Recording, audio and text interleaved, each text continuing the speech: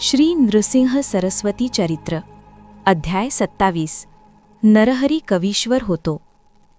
श्री गुरु गाणगापुरास वास्तव्यास असताना त्यांच्याकडून मानवी बुद्धीला अनाकलनीय अशा ज्या अनेक अलौकिक लीला घडत होत्या त्यांच्या कीर्तीचा डंका चारही देशांना दुमदुमत होता. समाजातले सर्व जातीचे लोक त्यांच्या दर्शनासाठी येत व त्यांचे भक्त बनत होते. नंदी हा त्यांच्या कृपेमुळेच कवी झाला आणि त्याची कीर्तीही दिगंत पसरली. सर्वत्र दूरवर गुरूंची कीर्ती पसरलेली असताना एक दिवस एका भक्ताने श्री गुरूंना आपल्या हिप्परगी या गावी नेण्याचे ठरवले. त्याच्या घरी काही मंगल समारंभ होता. त्याच्या घराशेजारीच एक शिवालय होते. त्या महादेवाला लोक कल्लेश्वर लिंग म्हणत असत. ते एक जागृत देवस्थान असून तेथे एक ब्राह्मण दररोज श्री शंकराची पूजा सेवा करीत होता. त्याचे नाव नरहरी असे होते. हा सुद्धा एक उत्तम कवी होता. तो दररोज 5 तरी कविता करीत असे. त्या कल्लेश्वराशिवाय त्याच्या मनात दुसरे दैवत नव्हते. सगळे गावातील लोक त्याला म्हणाले, तू उत्तम कवी आहेस. श्री गुरूंना कविता खूप आवडतात, तेव्हा त्यांच्यावर तू कविता का लिहित नाहीस? त्यावर नरहरी म्हणाला, मी माझी वाणी कल्लेश्वरालाच देऊन टाकली आहे. अन्य देव पुष्कळ असतील, परंतु त्यांची व नराची मी स्तुती करणार नाही. तो भक्त श्री गुरूंपाशी आला. त्या गावात कल्लेश्वराच्या मंदिराजवळ एक मंदिर बांधले होते. तेथे दत्तमूर्तीची स्थापना करावयाची होती. त्या समारंभाला त्यांनी श्री गुरूंना नेण्याचे ठरवले. श्री गुरु आपल्या गावी यावे अशी त्याची मनोमन इच्छा होती. त्याने आपली इच्छा श्री गुरूंच्या कानी घातली. त्याची विनंती श्री गुरूंनी मान्य केली. त्याप्रमाणे त्याच्या गावी 15 दिवसांनी जाण्याचे ठरवले. त्यांनी श्री गुरूंना वंदन करून समारंभाच्या तयारीला परत हिप्परगीला परतला. गावातील सर्वांना या समारंभाचे आमंत्रण दिले. समारंभ व्यवस्थित पार पडावा म्हणून त्याने सर्वांना कामे वाटून दिली.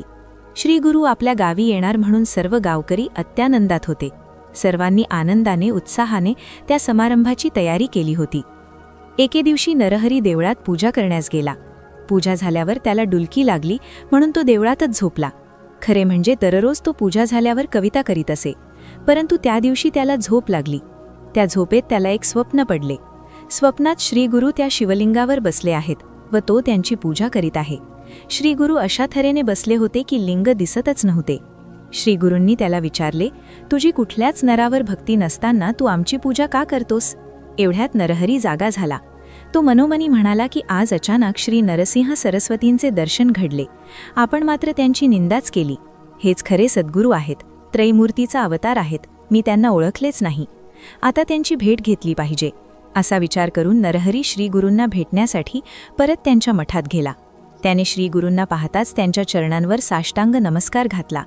तो प्रार्थना करू लागला की हे स्वामी, मी अज्ञानी आहे. मी तुम्हाला ओळखलेच नाही. आज तुमचे खरे स्वरूप मला कळले. माझ्यावर कृपा करा. नरहरी पुढे म्हणाला, हे स्वामी, तुम्हीच खरे शिवमुनी आहात. मी संसार पाशात गुरफटून गेल्यामुळे हे मला समजलेच नाही. या विश्वाचा आधार तुम्हीच आहात.